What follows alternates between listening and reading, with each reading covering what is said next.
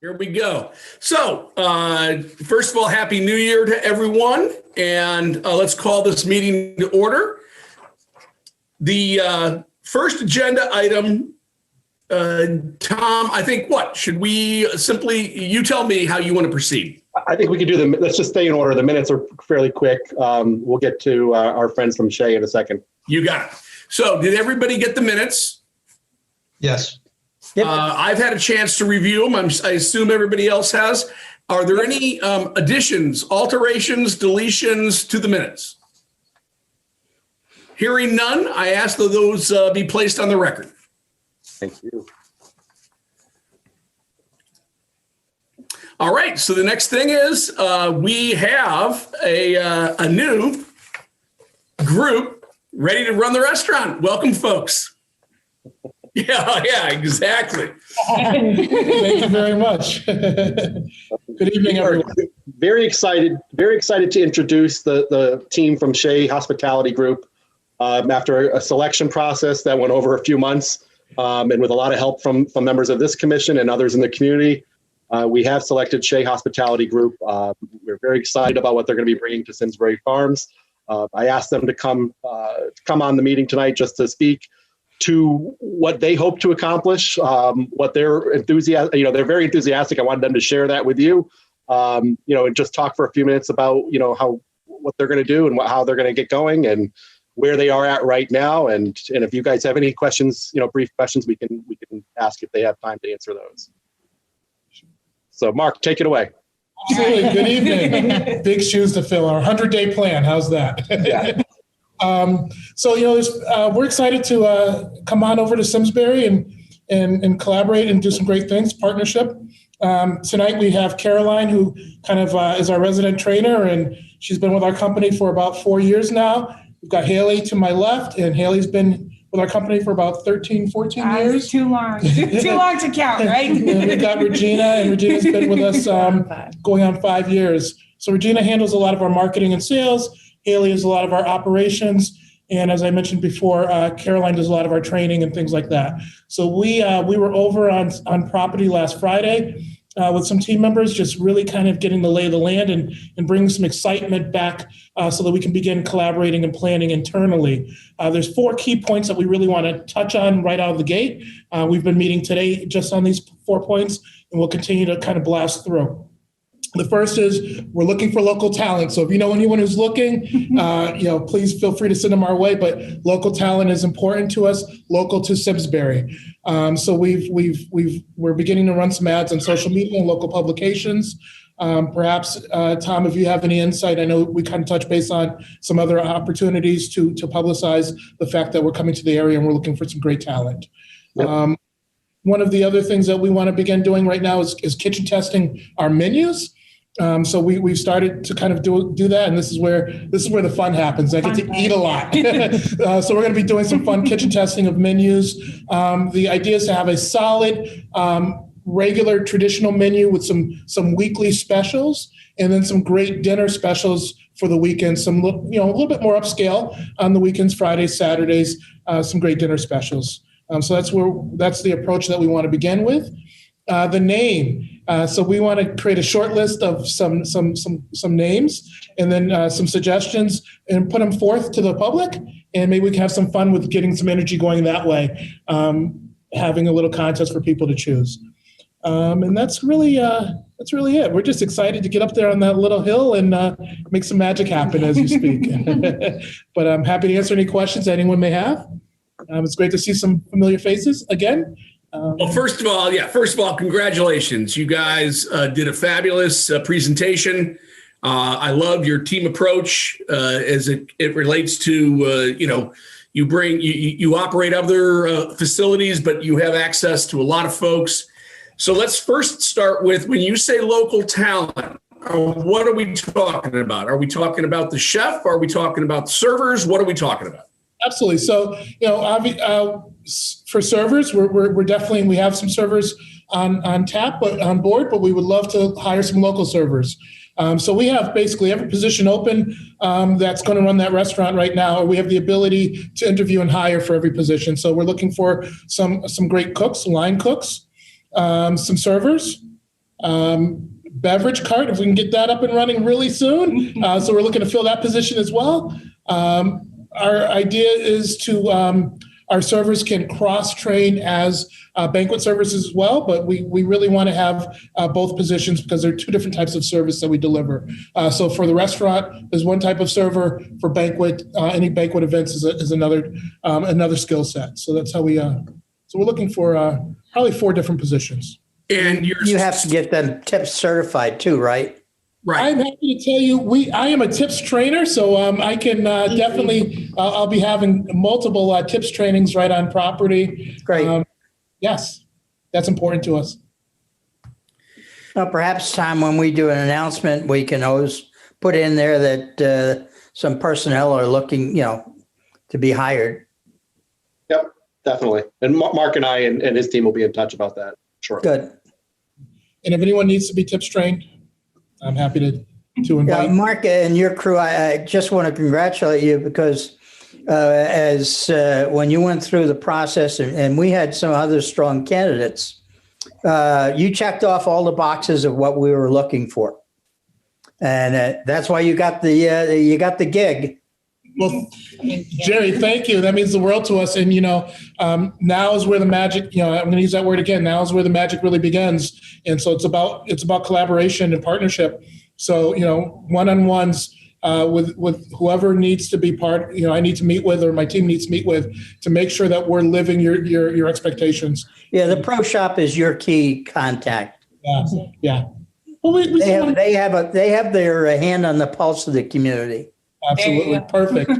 And there's a lot of energy in that complex. I mean, even, we've kind of driven the complex a couple of times, and even now in the winter months to see the amount of energy that's there in that complex is you get to see all the people out walking their dogs and walking their dogs. People on a nice day out on the playscape with their kids. Oh yeah. It's really nice. You folks have no idea how happy Tom is to actually have people back on his hockey rink who are allowed to skate more than 4 at a time. I bet.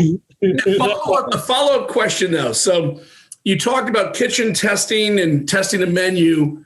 I think that what I would like to see is, if you already have ideas of what you would like to have as a menu, I'd love you to forward that to Tom so that Tom can disseminate that to our leagues, every league known to man, whether it's the women's league, the men's league, the weekend league, the weekday league.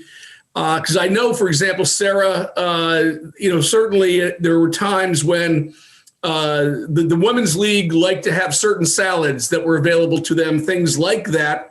Doesn't mean you're married to it. It's just we want to float the thing out there and let people give you some input. Is that all right? That's definitely well received. And as Tom and I, we had a call, I think it was yesterday or the day before. Days run together at this point, so forgive me, Tom. But one of the things we talked about is our signature big salads. They're big bowl salads. They're meant to be shareable, or if you want to have just a big salad. And our experience has been they're popular amongst the men and the women's, and sometimes the men more than the ladies. But some great salads. We probably have about 3 or 4 in our wheelhouse, and the ability to add proteins at will, to make it a true meal. And you can imagine your fan favorites for the proteins, everything from a grilled salad to grilled prawns to salmon, all kinds of. You want to have steak tips or. So we'll begin to accumulate the different pieces of the menu and be able to share. No, so I appreciate that. It sounds like you already got kind of, if you will, your menu that I just think, Tom, if we can, get that out to our groups and give them an opportunity to send it to their folks and give some input. Because look, we're so looking forward to you folks running in here, just up and running right away as best you can. Obviously, we know weather is a factor and all, but we're excited as you are, I think, to have you folks join us and find out what a great time and a great place Simsbury Farms can be. Excellent. We're looking forward to it. Forgive me, I get excited about food. So, to that end, though, I will say, as a participant in a weekday evening league, The gentleman will also want to know what your beer selection will be. Got it. Yes. So as important as the menu is, you may want to disseminate also a list of here's what we're going to have either on tap or available. Because again, folks are looking forward to the change and we want to get them excited about it. And they'll drink anything. No. You should see. You know that's not true. No, I am saying that the variety that they'll try is great. Well, we'll want to have some great craft brews, some local to the area, obviously, and then obviously your favorites that are staples. Exactly. Thank you, Regina. So we'll get that going as well. No, and not to be an advertisement, but noticing a local brewer that does have some traction, at least in the Simsbury area, is back east. And so if you at least could inquire of them, I think you might find that Their porter is great. that sells itself. So Is that the ice cream? Is that the one who does ice cream? that's Ice Cream Man. Yes. Yeah, so we have we hold our vendors accountable. We hold them to a great standard, and I know that Ice Cream Man is in high demand, but it's also sometimes not readily available. So we make sure that they put it aside for us, and we'll continue to do that. Hey, Dave, it's Chris. Just because you're talking about alcohol, hey, folks, you don't know me, but welcome. Thank you for taking an interest in our little town. Absolutely. Welcoming you to the community. Paddle Creek. You guys ever did talk with Paddle Creek? They're golfers, but they're also Simsbury residents, which I think is more important than I'm going to one up back east on you, Dave. So, although I love back east, so there you Agreed, and a member of our women's golf league. go. There you go. Well, no, so they just one up me there. So you folks have got your work cut out for you. That you keep the local people happy and the consumer as well. So speaking of alcohol, are we looking at getting a full license anytime soon? So we are looking at beginning the process of permitting for the beer and wine license, and then understanding what the requirements are if we decide to go full liquor. But definitely beer, wine, and we want to start that process almost immediately. I think Lynn has already requested the applications. There's certain things that we have to do formally before we can go ahead and put that out. And Mr. Tyberski and I are close to getting to that point. So I think that should be the easiest, hopefully to transfer over, and then understanding exactly what's required for liquor. Gotcha. Well, I should have said welcome, by the way. So welcome to you guys, and I'll echo the sentiments of everyone that's spoken so far relative to how excited we are and how great an addition it will be both to the farms and to Simsbury. So looking forward to that. And as far as the alcohol goes, is that a business decision or is that more of just a logistics thing? I think it's going to be a combination thereof.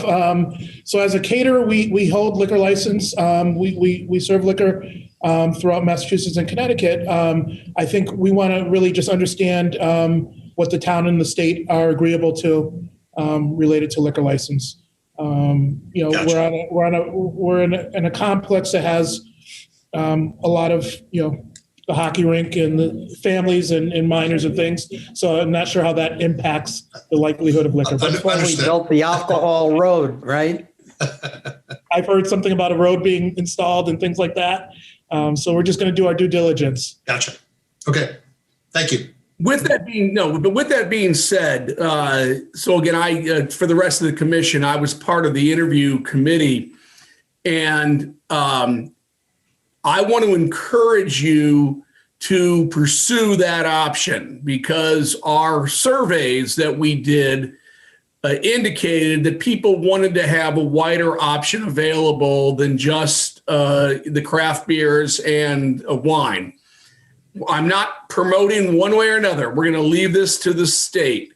But I also would encourage you to really pursue that aggressively because I think what we're going to find is you have issues with the building's layout that may affect your ability to get the license. And yet you expressed a very sincere willingness to make whatever modifications needed to be made in order to accommodate that particular issue. So I just, please make sure that you do whatever you need to do to get that process, at least the inquiry process going. If you get shut down because of state laws, so be it. but we want to know that you made a full-fledged effort to get it. Well, it's nice to know that we have the full support of the town to go after that, and we will make that. That is on our agenda for sure. I'm a gin and tonic guy versus a beer guy. Bombay or Tanqueray? You just got to watch it, though. Bombay Jerry Sapphire. shows up for his gin and tonic at 6 a.m. So, Well, it's Bloody Mary time. That's a gin Bloody Mary. What do you mean? I had to bring some out on the course last year for the boys. there we go. Jerry, let's not have that on the record, all right? If we can make that happen, we will definitely pursue that. So that is in our. So if I can then, I don't want to keep you folks too long. Have you given Tom a timetable of presenting him with things like applications submitted by this date, menus, proposed menus submitted by this date? Do we have a schedule? Mark, I'll speak to that. Mark and I are having conversations with that. He will be back. Him and his team will be back again next week. He's eager to meet with the staff. I know he's going to be talking to John Berengia. We exchanged contact information for John the other day. So they're working on that. I don't want to put too much pressure on them out the gate. We have to get their contract signed before they have anything, before they can file any paperwork. So let's not put the cart before the boat, the cart before the horse. Of course. We'll get there, Dave. I promise. No. So Tom, I appreciate the comment because it's totally appropriate that we need to get the I's dotted and the T's crossed before we do anything else. So, but again, we are truly looking forward to having you join us as part of the team, and look forward to working with you on a long-term basis. We appreciate that, and I think the key word is part of the team, and that's where we want to be. So thank you for that sentiment. Great, Mark. Look forward to working with you. Thank you We're very very much. excited, thankful. All right, guys, have a great night. Thank you, guys. We're going to sign off, and be well. Thank you. We'll see you soon. Be safe. Thank you. Have a good night. Bye-bye. All right, I believe the next agenda item is the proposed golf fees for 2021. Is that correct, Tom? Yes. I just want to recognize that Liz just joined us as well. Hey, And Happy Tom. New Year, Liz. Oh, and Lori too. I'm Liz sorry. and lost And Lori. Danielle. Hi, Lori. Good to see you. I have to. So sorry I'm late. I spaced. You spaced. And I'm I so sorry. totally I have to spaced. leave. Okay, Danielle. Thank you. Danielle, you were I'm having technical difficulties. I don't know about the wind and the internet, and now my phone's about to die. So I'm just so sorry. I feel embarrassed. I will make sure that doesn't happen again. But I'm going to have to go before this. I have to cut out again. all right. So thank you. Okay. Good night, Danielle. Bye. Thank you. All right, so Tom, or who's go ahead and kind of take the lead, or tell me who's taking the lead. Yep. So annually, John, the golf pro, and Dave and Jerry and I typically meet, the golf staff, myself, to put together a fee proposal for the golf course rates for the upcoming season. We have done that. What I'm going to do is I'm going to share with you now the spreadsheet that's in your packet. Give me 1 second. Let me just get it up here.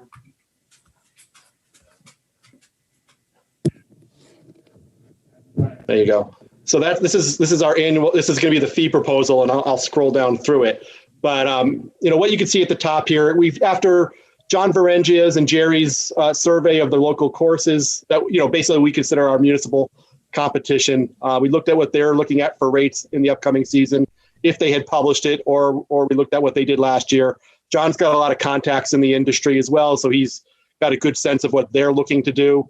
And we have to do what's right for us based on the level of play that we have had and what we could expect for the upcoming season, as well as driven by our budget. I mean, obviously, we do have expenses that tend to go up year over year, such as contractual expenses with our full-time staff, minimum wage increases for our seasonal staff, which we have a number of at the golf course. And those increases, are the reason for, obviously we have to bring in more revenue. And then there's keeping up with the marketplace as well. So in the column in front of you where you see staff suggestion, you can see it's the blue font. You can see what we're looking at. And I apologize. I'll scroll over a little bit so you can see what that column is. There you go. So you can see. You can freeze that first column. What's that? You can freeze the first column. Yeah, I could, but I'd probably mess everything up trying to do that right now. Okay. Can everybody see? Can everybody see the left column that has what the feed category is, and then column R, which shows the staff suggestion? Yes. Okay. So, are there any questions? You can see what we've previously charged, what we're asking to charge. If I move my picture, I can see what the projected revenue is in that column too. You're way better at this than I am, Tom. Yeah, this is not my forte. I like it when other people run Zoom. What's the sense of the golfers in the group? I mean, as a non-golfer, I really can't speak to it, but I'd be very curious, Dave. Kelly, I always address things based upon the value of what we're going to provide, based upon, the condition of the course. And our fees represent the value that the course is. You'll find that Rockledge and Stanley tend to follow us. They take a look at what we do. And then if we raise rates, they'll raise rates. If we stay static, they stay static.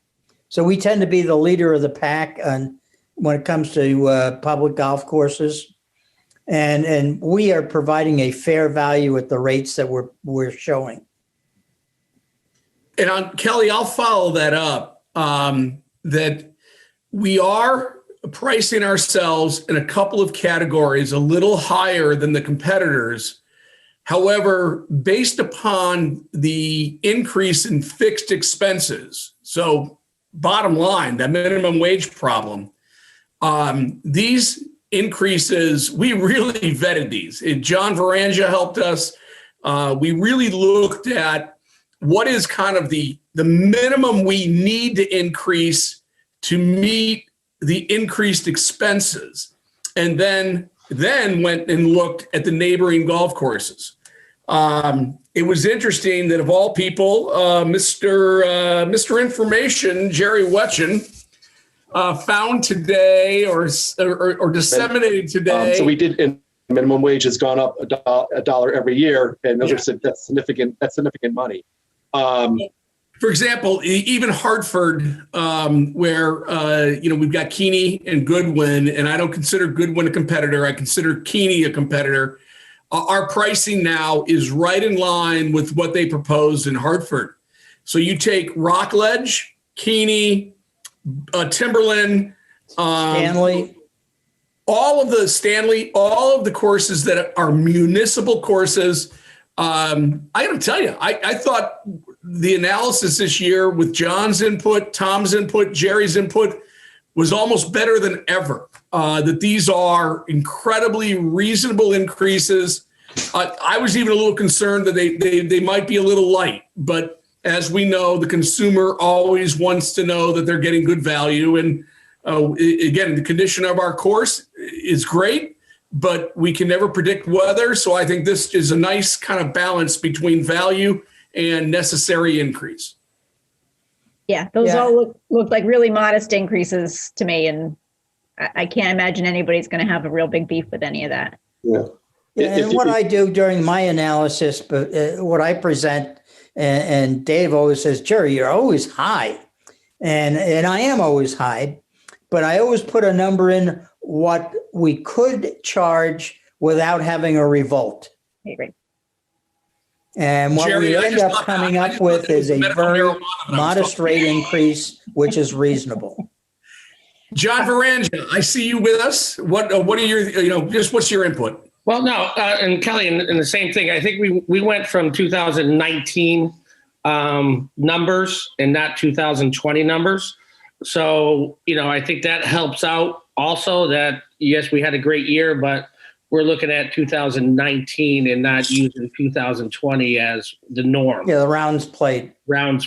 So I thought it was, I think we, out of all those golf courses that are on that sheet, we are the best one of them all. And I'm kind of biased, but I think we should charge the most of them all because we have the best golf course. The problem with us is that we're kind of a destination golf course, and that's why we have kind of the senior rates during the week that they do the specials, which I think attract people to come in more than just playing by themselves, but in groups of 4, 8, 12, 16 players, because they feel that the value of what they're getting from the golf course, and it's now going to be even better with having, and I can say it now, someone that knows what the heck they're doing in a restaurant, that is only going to help a little bit more now, the experience of Simsbury Farm. So I think we're good. I don't think we're going to get too much, feedback or setbacks from this. And, and even with Jerry's email yesterday about Keeney, I mean, they went up and again, we're getting new carts. We're getting, we need to do this. We're getting new carts and didn't go up on our cart fee. So, that's, we're ahead of the game. The only thing I saw on here that just didn't quite jive was the adult limited. And I think it's just a math problem. Correct. From $850 to $900, but it said the increase was $20. Yeah, Tom didn't correct that from the last time we had a meeting. I was just wondering if is it $900? Is it going up It's $20 50. or is it going up It's a $50 increase. Yeah.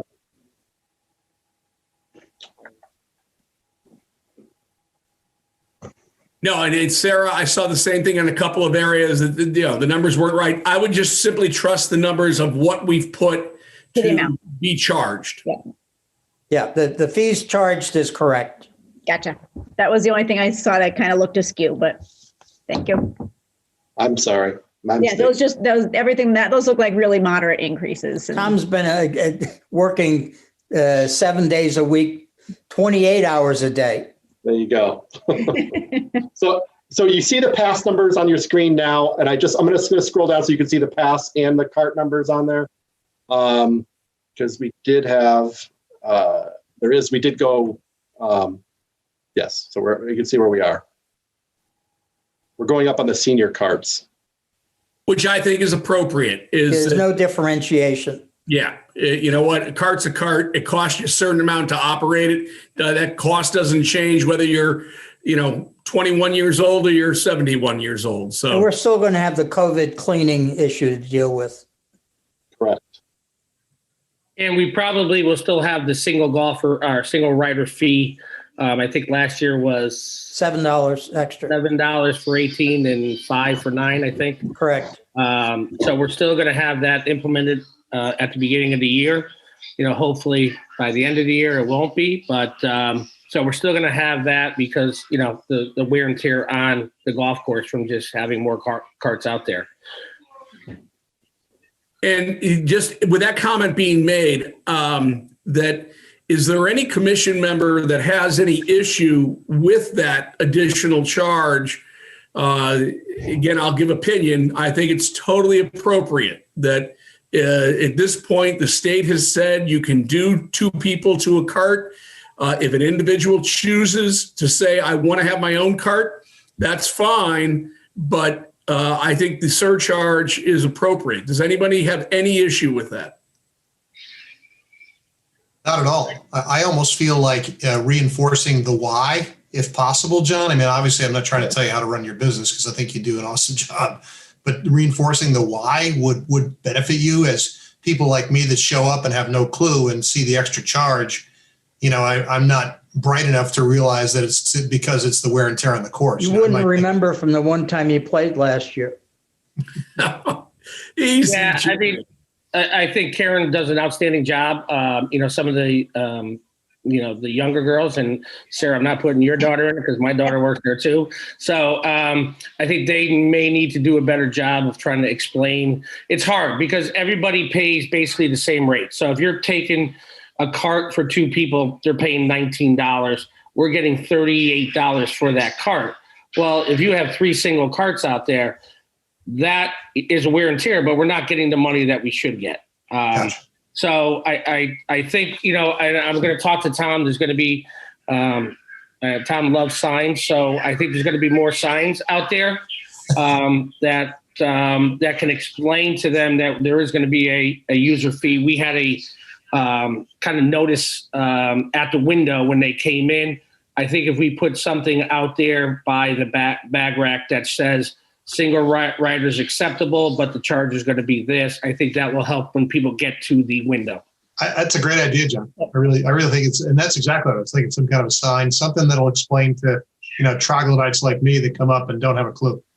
Right. And then people can, and we do, I think, and I should put it onto the website. I think at the beginning when we started this in August, I did put it on the first page of the website that there is a surcharge, but I think we need to almost to put it into the rate structure where it says carts, that single carts are available, but at a certain price. Great. And I think this year more people will be expecting it. Last year, things were just kind of, fluid all the time. There was change mid-season and, people were, different courses were doing different things at different times. And I think this year more people will anticipate those kind of things having been through it last year. So. I think so. I think some people just try to take and I agree with you, Sarah. I think some people just try to take advantage of it and don't want to drive with somebody else. Yeah. Not because of COVID, just because they like their own cart. And that's unacceptable. It's unacceptable when, you should be getting $38 a cart and you're getting $19 a cart.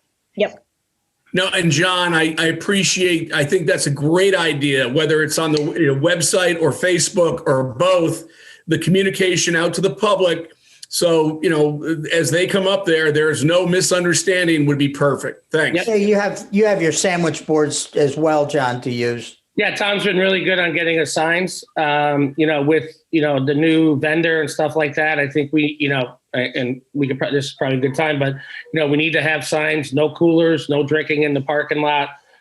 These have to be set at the beginning so people understand, it's not the same old Simsbury Farms at the restaurant, or it's not, and I think that will help them as much as it will us, because it really relies on us to monitor who has coolers and who doesn't.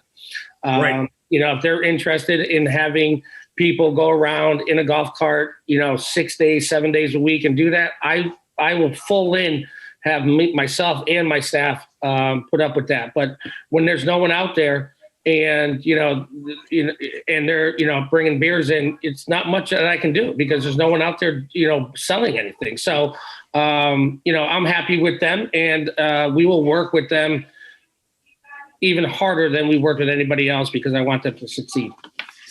No, and John, that's great input because I think I do agree with you that because of the lack of reliability by the past vendor, it just simply encouraged people to bring their own beverages and, drink them when and wherever they wanted. And I think the least that we and your staff can do is do everything we can to support this new vendor. And you know what? You're not going to stop everybody or, that kind of thing. But if you at least have a visible presence, the new vendor is going to say, hey, they're doing their best to support us. That's the right message to be sent. So I appreciate that your willingness to do that. Yep. All right. With that being said, can I have a motion to approve the golf fees as proposed by Tom and his staff? I'll make the motion. All right. I see Sarah. I see a second by Kelly.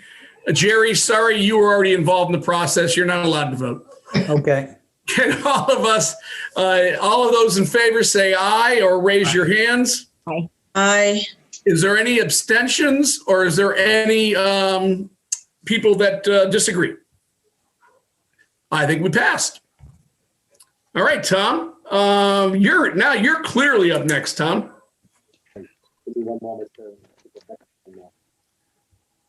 Thanks, everybody. That was a good discussion, though. That, feel like we really went through it pretty thoroughly. Well, while Tom's bringing it up, I'll just tell you, and I told this story many times, so it's a repeat, but, it's a quality experience. That the few times that I was up there last year playing golf, it's just such a quality experience. And by raising the rates a little bit, you get what you pay for, right? So if they want to have that quality experience, you got to raise the rates in line with the needs. So. Agreed. Plus, we're going to have a cart out on the course this year with food and beverage. Yeah, that's one of those little things that can make a difference. I think it's going to make a huge difference. Okay. Thank you for your patience there. Let me get this so you can see it.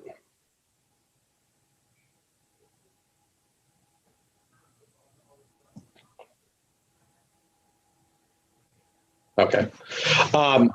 So again, annually, we present at this time of year to you the proposed camp aquatics and day camp fees for the town. Those fees are approved by your board, are recommended by your board toward the Board of Selectmen, and the Board of Selectmen will ultimately approve them, hopefully at their next meeting, so we can begin summer program registration. With COVID, we learned a lot last year. We are hopeful that we will be back closer to normal this year as the vaccine program progresses. We are expecting that we will be able, at the very least, we'll be able to open up these facilities the way we had them last year. I certainly think our capacity at the pool won't be 100% this summer, but it'll be something closer to 100% than where we were about 50% last year. I would expect, somewhere between 80 and 90%, I think is a good goal for us, maybe 75 and 85, somewhere in there. So that being said, we do have the obligation to try to meet our expenses right now with the pool. We did have significant minimum wage increases. Almost all of our staff up there is seasonal, and their rates continue to go up $1 a year. So we have to try to, account for that, and if we're going to run that facility safely. So what you see here under the red font, 2021 proposed, the two numbers here, for those of you who aren't familiar with it, it's a pre-sale number and it's an in-season number. The pre-sale typically goes through about May 31st each year. If you bought your pass, you get a discounted pass. If you wait till June, you're going to be paying significantly more. The pool typically opens the third week in June. It looks like, with school getting out earlier this year, we're going to try to do it a little bit sooner than that, so that we're ready for that day, that first day when the kids are out. So families have something to do, weather allowing as well. But we are looking at, in the conversations we've had with the Board of Finance and some members of the Board of Selectmen over this last summer and last fall, they did indicate that, they believe that based on usage, our numbers are a little low at this point. So with that in mind, and the need to meet our expenses with the rising minimum wage and things like pool chemicals, et cetera, we are proposing fee increases for our season passes and our daily admission at the pool. You can see these fees here. It's not I wouldn't say we're completely overhauling the system, but a $10 increase it can be significant. We also are raising the postseason rate as well. So what you see there are the for family of four going up $10, individual going up $5. Does anybody have any questions on any of those? No, and so Tom and I talked earlier today. The real driver here is the increase in the minimum wage. So I can only support what Tom is proposing because of the fact that we have continued pressure from the Board of Finance that we've got to make sure that revenue, meets or exceeds expenses. And so this is the old necessary evil, if you will, that just is mandated because we have factors outside of our business model that dictate what our expenses are going to do and how they're going to change. Correct. Those rates that we're looking at, where you see projected revenue, that is based on a four-year average of participation in each of those categories, 2020 not included, because obviously we're kind of throwing that year as far away from us as we can at this point. So you're going to see the projected revenue is based on that four-year average from the 16, 17, 18, 19 seasons, not 2020. Any questions on the aquatics before I scroll down to day camps? I guess my only question quickly is the 8 to 9 is $1 increase for a non-res session fee? Yes. Any reason why you didn't do 2? The other Avon and West Hartford are significantly cheaper for the non-residents. We didn't do 2 there. We did increase 2 on the Twilight. I think going to 10 is basically too expensive on that. and it's not a significant number of people that are affected by it, to be honest with you either. But I'm open to suggestions. So. Nope. Just was curious what the mindset was. Yep. Any other questions? To approve the proposed fees of, actually, Tom, should we do these separately or together? Yeah, we could do them together if you just give me a chance to show you the day camp if there's any questions. That should be fairly quick down here. Yep. Obviously, Camp Stuff to Do is the largest day camp. That's the one that's held at Central School. That's the only one we operated last season due to COVID. We operated at 60 kids in 6 pods of 10 last year. The state regulations at this point would allow us to operate at more than that if they stay where they are right now. So we expect that we'll be closer to capacity there. But again, minimum wage, that it's all seasonal kids working over there, seasonal staff, significant driver over there. And there's a significant amount of demand for that program as well. From 15 feet from the 15-foot range and a great offensive. Somebody's taking golf lessons during the meeting here. No, I got something that got stuck on my phone. So, then you see Koala Kids and Awesome Adventure. Those programs, while they're on this list right now, I am not sure if we're going to be able to run them again due to COVID and spacing. And Awesome, if those of you whose children may have attended Awesome Adventure in the past, it relies heavily on field trips to places like Six Flags and Lake Compounce and Brownstone. Personally, I don't feel comfortable sending groups of kids to those locations this summer. It's not a program that's a daycare related program. It's something it's a nice to have for the kids in that age group, but from a COVID perspective, it is difficult for us to run that program. And then also trying to get those kids in the pool at Simsbury Farms when we already are going to be at a reduced capacity. It's somewhat problematic. So I'm thinking we may not run it, but I haven't made the final decision on that program and the Koala Kids program as of yet. I'm leaning toward offering more youth-oriented programs in the Apple Barn with controlled numbers and contracted staff, such as the Lego program, the computer programming camp we had last year, a few sessions of the cooking camp that's been very popular, what was the other one I'm thinking of? The art camp, which has been very popular. So doing multiple sessions of those programs to kind of take its place for at least this year, and we'll decide. The numbers hadn't been overwhelming there the last few years to begin with. So that's what we're thinking there, if you're interested. Now, Dave, we can go forward. We can go forward with any questions or a motion. Well, and no, so I'll follow up with, I think Tom's analysis and programming decisions make total sense. I think we all understand, although there's a vaccine and it's coming out, there are logistic issues. I really don't see that this spring and summer are going to be much different than they were last year.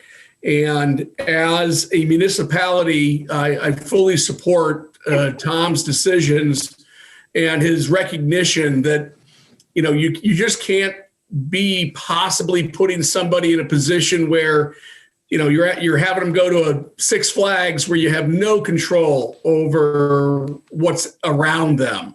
So I appreciate the fact that, let's run the camps we can control. Let's run them well. You've done that in the past. So I just wanted to give my support to Tom on his position that it is most likely that we aren't back to normal this summer. And I think it's appropriate that we pull back until we are closer to normal. It's really the right way to go. As you know, the kids are going to be the last ones to be vaccinated. So we're, in congregate groups, we're still going to be watching very carefully what the numbers look like and any ways we can to reduce the spread of infection amongst that group. So again, like what you said, I think the pool is going to look a lot like last year.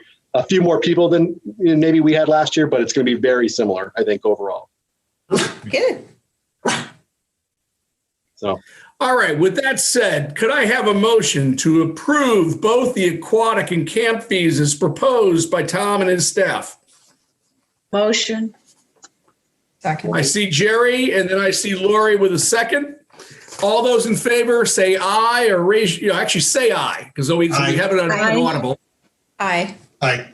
Any opposed? Any abstentions? There we go.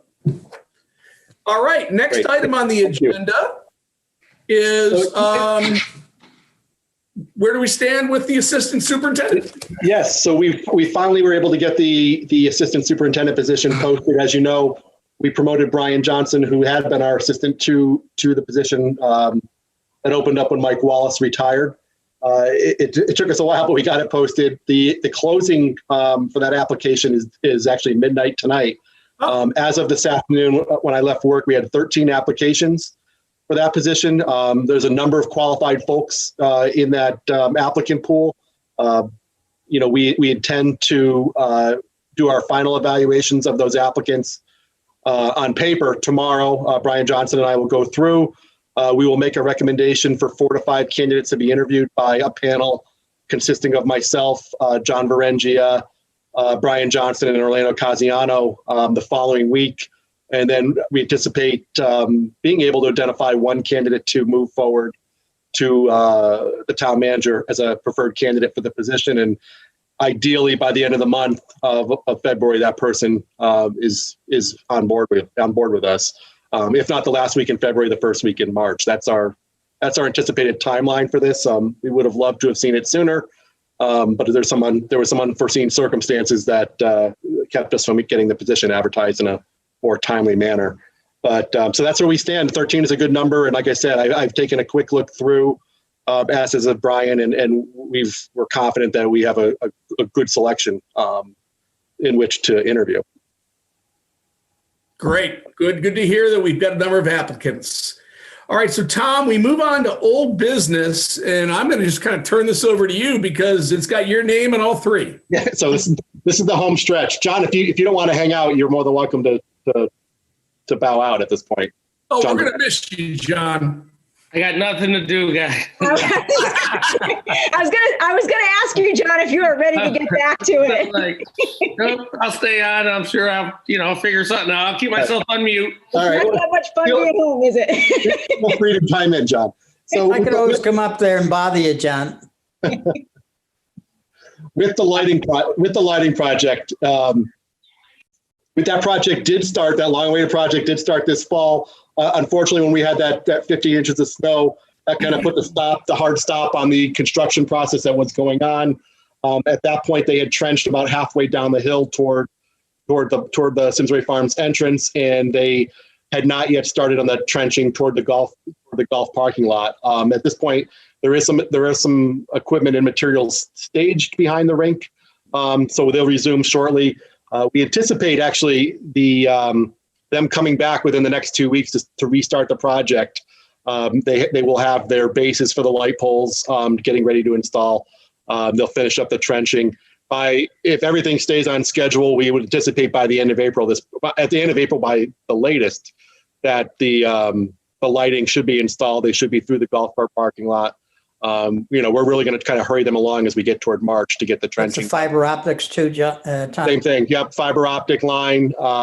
That connection to our building may take a little bit longer because they have to do some interior work there, but the outside lighting should be in place by, I would say, mid-spring at the latest, I think. But the company, our contractor, is eager to get going again on that. And as far as the basketball court lighting, that was an add-on. It's going to be a change order to the project. We were short funds to get that part done. The donor who is going to donate about half the cost of that is still on board. The Friends of Simsbury Farm have agreed to donate up to another quarter of the amount needed. That leaves about $12,000 or so and change for the town. And we're exploring ways to get that paid. If that doesn't happen this spring, it'll likely happen early fall, but it'll get Can I just jump in on that one, Tom? That's why I asked you to bring it up, because I'm on the Friends Committee as well. Yep. From a timing standpoint, does the raising of the $12,000 affect the timing? I guess is a good way to put it. In some respects, we're not going to, until all the money's in hand, they're not, the town engineer won't approve that project to get going. We have the design work done. Right. So if there is the raising of the 12,000, which there was some discussion by the friends of a GoFundMe or something along those lines, if the 12,000 is in hand, a change order can then be put in place, and that potentially could get done in this spring. Is that accurate? That would be accurate. Yes. So I guess the next thing for us, as the liaison to the Friends of the Farms, is to go back and see if they want to pursue that GoFundMe project. Do you have any thoughts on that, Tom? Well, I mean, I certainly support it. The other financing options are having it go through. I've had one discussion with the town manager. We haven't finished our budget review yet, but I did include it as a request for a CNR project for post-July 1. The other alternative to having it as a CNR project, a capital non-reoccurring project in the next year's budget, is to use end-of-year funds. Either way, if it's end-of-year funds, those wouldn't be really. There's a couple ways they could come available. It could be they could know in May that there's some leftover funds or anticipated funds that maybe for a related project or if this lighting project it comes under budget, they can reapportion those funds to it. Or we do what we did with the rink, some of the rink stuff this year, and we wait till September for them to finish the final audit and use year-end funds that way. The Board of Finance would have to allocate those. I guess my thinking was if we can get the project done while they're on site and get some scale from the contractors that are there for $12,000. Boy, I guess the next question is, do you see any place you can get that $12,000 from, Tom, even if it's just a temporary transfer, or is that not something that's really doable? I'll know more after I talk to the town manager, after we finish our capital budget review next week. I guess I'd like to go back to the Friends, even if I have to say to them, yep, Tom's going to do a little bit of maneuvering and temporarily cover that $12,000 with the expectation that the Friends are either going to do a GoFundMe or they're going to pay for it out of their pocket, one or the other. That would allow it to be, essentially saying, yep, we're going to guarantee it. Yeah. It sure would be nice for the amount of use that court gets. Oh. And, with us being, with it being likely another summer where, for kids, there's not going to be as much as there normally is. It sure would be nice to have some lights on the court for this summer. Yeah. So I promise I'll stop talking, but I'd like to go back to the Friends and say, look, we should cover that $12,000 in the short term while Tom does his maneuvering and gets his questions answered.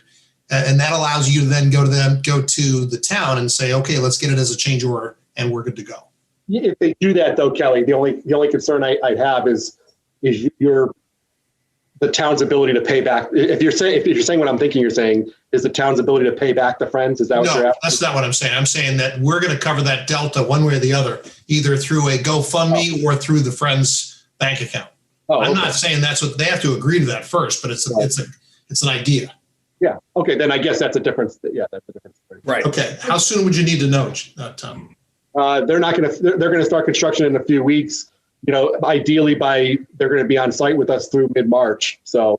Okay. So I'll try and get back to the Friends and float that idea, an incremental 12, essentially one way or the other. And if you want to work with me on some kind of a GoFundMe, was that a possibility?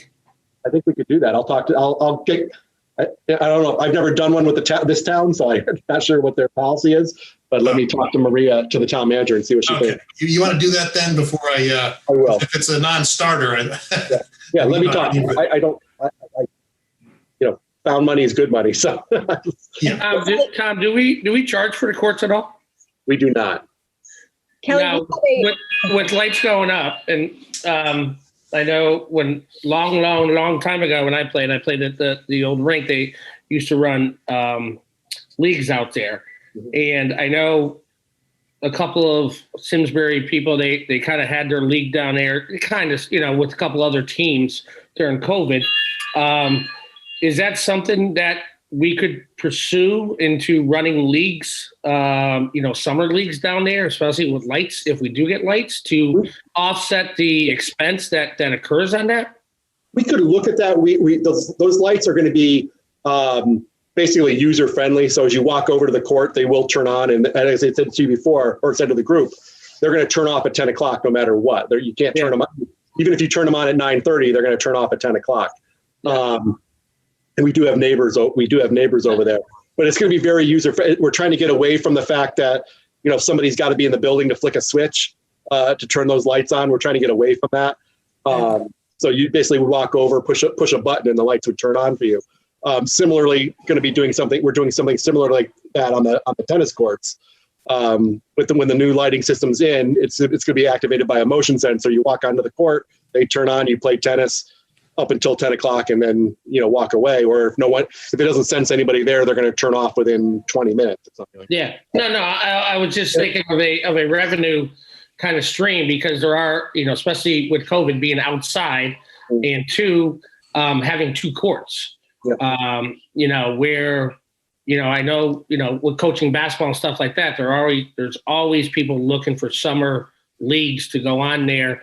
And they usually are, 6 to 9 o'clock at night, play 3 games, get 12 teams, and, do it that way. I mean, I know some, like Weathersfield, they do it in their gym, and they're charging teams $300-$400 to get into their league. We could do that because we could do a reservation fee. We could basically. That's what I was just talking about, because we had, even night, it doesn't get dark till 9 o'clock. So you'll only be using the light for probably, an hour, if that.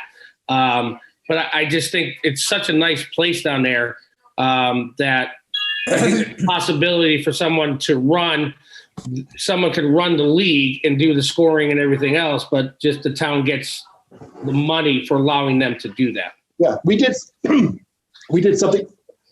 Excuse me, too much talking.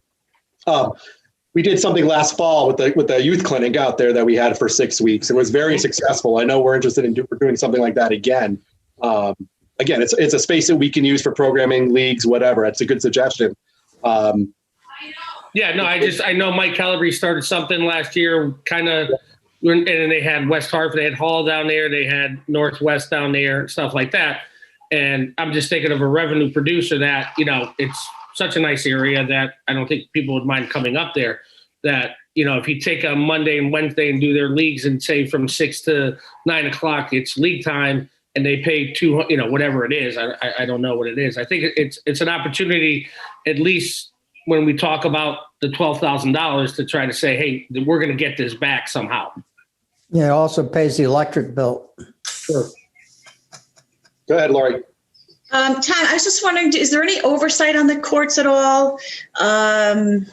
Just so there's no problems with certain groups like coming in and hogging the court. I know a lot of times that happens at the Y. You get a group of kids that come in, and then the younger kids want to come in and play, and they can never get on the court. I don't know if you've ever had any issues like that, or how would we oversee the fact that it gets shared equally by a lot of people? We don't have any oversight over it, Lori. The closest we have is our night maintainer. During COVID, if we saw a large group of kids over there, he would either alert me, or he would do his best to kind of give them hey guys, you got to break it up kind of thing, or your group's too big, or go socially distance. We'd have to hire a supervisor to do that, whether it's a college kid home for the summer or something like that. So there's some increased cost there if we do that. Okay. So we haven't had any complaints yet, though. I have not had any complaints about it. The only complaint I've had is some people from the playground with kids, bringing a radio or something, or a speaker, and blasting it a little too loud. I think I've had 2 of those in 2 years. So that's really the only complaint I've gotten. I was just going to add quick, Kelly, an idea. I know that you're talking about maybe a GoFundMe. I think it was 2 years, maybe it was 3 years ago now. And it was through hockey when we did that floor hockey tournament. Tom, I think it was the year before you came. And I did it with Paul Simeon through the farms. And basically we just reached out to, it was basically my kids were in Simsbury hockey, and the teams kind of put together their own little floor hockey teams. And then we had a competition, and we didn't make it a fundraiser. It was pretty much a draw just to bring people to the farms, and, kids got to go to the pool for free afterwards. And it drew a lot of people up to the farms that didn't normally come. It was basically all of Simsbury hockey, two full leagues worth. Sure. If you could run some sort of, pre-shot tournament, something some kind of fundraiser, probably wouldn't raise all $12,000, but it might bring some attention to it. Probably really easy to run, and a way for some kids to raise some money. That's a good idea. The pre-shot. Yeah, that sounds like a great idea. It's a nice way to showcase the courts too, because I'm sure there's a good percentage of the town that doesn't even realize what a gem they've got right there on the court. So, Tom, you don't have much going on, right? You want to work with me on that? want to thank John Berenger for sticking around in this meeting. I guess I'll have to take that one. I guess I'll have to take that one. I can do that one. All right, I'm going to be leaving the Zoom meeting now. So Tom, I'll work with you in whatever capacity you see fit. If we can somehow make this happen, that would be great. Thank you. I'll be in touch. Tom, quick question. I saw a parent there maybe a week or two ago, step ladder, changing out the nets on the basketball hoop. What's just that just, I was happy to see personal involvement. And then as the lawyer, I'm going, oh, this is all bad. Good thing they didn't fall. Yeah, I'll tell you, Dave, I didn't see that. I'm glad you saw it, but I didn't see it. We would like to do that ourselves. If you catch my drift, we appreciate those residents who want to help us out. A phone call, we can change it out in the future. Okay. Do we have signs there? Does someone keep an eye on the condition of the basketball? And again, I'm using the wrong term. I don't know if it's webbing, net, whatever the hell it is. Net. It's a net. It's a net, dude. While we're talking about the court, just wanted to give you a heads up that somebody was active enough. It was great. There's a little step ladder. The guy's up there, but he's on the top step of a little step ladder trying to change this thing. And I'm going, oh, this is all bad. So that's the attorney in you. Of course, can't get away from that. All right. Tom, still your ball. Are we done with the lighting? Did anybody else have anything they wanted to say? Good question. Just please get that light fixed at the bottom. I'm waiting for that light to go so the light comes down so I can sleep. Oh, Wait yeah, for that light. last Wait for question. that. Those are the decorative poles, correct, Tom? These are not the decorative poles. But they have the stanchion for the Well, the town said that the lights were not going to be like they are now. There's actually the light's going to shine down, so it's not like it's actually going to be better, so they don't scatter the light. But they will have the arm for the flowers, Tom? Well, we can add that. It's an add-on.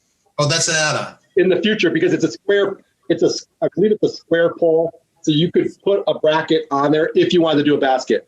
But we didn't get them as the part of the base order. No, it's not part of that, no. And what's the incremental for that, Tom? Go fund me number 2. Kelly, get off those baskets. I'm waiting for Kelly to tell me he's going to be there every day pruning and watering this stuff. Okay, I'm done. Sorry. I'm muted. All right, now we're moving on to the rink. If you haven't heard, if you haven't seen an email, the state has updated their guidance for operations like our rink and other places. We are allowed to now do youth hockey practices, high school practices. February 1st, youth hockey and adults can begin playing games on the rink. The high school CIAC teams cannot play games until February 8th, unless something changes between now and then. But yeah, since last Tuesday, the 19th, when the kind of the rules changed, we are able to do that. We have increased our daytime morning skating numbers from 4 to 25. We could go higher, but the problem is when you go higher, you need a supervisor down there, and a lot of our kids, we just don't have anybody to stick down there to be a skate guard during those times. We find that 25 is about the right number. We're not really turning people away at 25 right now in the morning, so it's keeping it there. We have had an extraordinary high demand for ice time due to the fact that these teams are all trying to get a season in before spring hits, before spring sports. So we are not offering public skating on weekends at this point. If we have the option of basically, I'll give it to you in a nutshell, the option of renting the rink for a practice or a game, or bringing our minimum wage staff in and then monitoring crowds for social distancing and all the COVID precautions. It's almost, it wasn't really worth the risk to do that. So these hockey groups kind of police themselves. They know the rules they have to follow. We can do it with a little bit less, significantly less staffing than trying to do it with our high school and college age skate guards. So we have made the rink available to the public for stick time, men's and women's, and the morning skates on weekdays. And then after about 2:00 every day on weekdays, we have hockey in there till 10 o'clock at night. And we are continuing to do that basically 7 to 10 on weekends, Saturdays and Sundays right now. So that'll stay. We're just going to go with that model the rest of the season at this point. for, not, I wouldn't say it's easier for us, but I think it's, where when we had the choice on January 19th, when the COVID rate is near 9%, I think we made the right choice for us. And rather than flip-flopping back and forth, that's what we're going to go with. Well, and Tom, I have a dog that I walk at Great Pond, and what I like is the hockey community has great resilience. Yeah. So I went over there and almost had to park about a half a mile from the parking lot because of a very well-organized youth hockey, nets, kids, parents, lawn chairs on the ice. I think people get it. So I think, again, if somebody misses open skate, I don't know that we can promote going, hey, go to Great Pond, but it's a great place for them to go. And we'll find a place to skate. Yeah, the word's gotten out that it's a safe place to skate. Yeah, I think people have found. I've been made aware of other people finding locations in town to do some old style, old timey hockey, old timey skating, and that's great for them. People are still getting out there. But there's your rink update. Let me know if you have any questions. Hearing none, I'm moving on, Dave. I made Heather a promise. I already broke it tonight as far as timing. So. Last thing, where's Kelly? I want to make sure his microphone's on here. Okay. Downtown beautification. So as you recall, I think it was September, October, Kelly, led the discussion on some thoughts about downtown beautification. I did send a letter on your behalf to the town manager, letting her know what you guys were thinking and what you were hoping for. She's had discussions, she initiated discussions with town staff. And what we have already started talking about holiday lights on the Hot Meadow Street decorative poles for next season. We're in the process of currently getting pricing on those lights and, whatever other logistics are involved with that. So that looks like it's going to happen for the next holiday season. And additionally, we're getting pricing on additional pole banners to fill in the gaps from when the summer Talcott Mountain Series banners are up and when we put the Simsbury Celebrates up ones in the fall. So you'll see something hopefully this spring for spring banners that'll take you from March, April into early May, and May just basically to add more color to the streetscape. And then something in the fall, early fall or winter, conversely. So you'll see some more color down there. She really took your recommendation to heart, something she's very interested in doing as well. So now we're just kind of going through the hoops, the logistics. Volunteer Kelly to change the bulbs when they go out. He's going to water the flowers, right? He's going to water the flowers and change the bulbs. It's going to be my tidy town initiative for Simsbury. You just wait. I'm with you, Kelly. I'm right behind your little elf. I can't wait to just keep driving downtown, and every day I see Kelly up there on a ladder, putting some water in. Just one more. No, Kelly, we appreciate your efforts. It's nice to see that there's been a receptive audience on those efforts because it's a great idea. Very frankly, it's a great idea. So thank you. Thanks. Keep it going, Kelly. We love when you come up with ideas. We just don't always implement them. So I have to tell this story. I was cleaning my basement. This is pertinent. Okay, so bear with me. But we're cleaning our basement, and there was a note from Stu Leonard, where I grew up in Norwalk. And the note was to me, and I was a high school student, and it said, "To our great idea guy." So even back then, it was lots of ideas, some not so good, but some, pretty good. So that's why you went into marketing, right? Yep. Ideas. Those are big words from Stu Leonard. Good for you. I was going to say, icon in the idea field. Did you get a cow to go with the note? I think there was money in that envelope that's probably why I saved it. Obviously the money's gone, but the note from Stu was a keepsake. All right. Well, first of all, appreciate everybody, your time today. Happy New Year. Tom, are we done with the agenda? I don't have anything else. Next month, you got to vote for chairman and vice chairman. Well, there you go. It's hard to keep the throne. With that being I said, think you do a great job. do we have a motion to adjourn? But before we have the motion to adjourn, can we just make sure that the count is accurate? No, okay, sorry, it was just a little joke. I make a motion. Can I have a second? Second. There we go. All those in favor? Aye. Any opposed? Any abstentions? See you next month. Yep. Not hearing any. Heather, good luck with your new addition to the family and commission members. Thank you very much for your time tonight. Good night, everybody. Thank you, everybody. Thanks, Tom.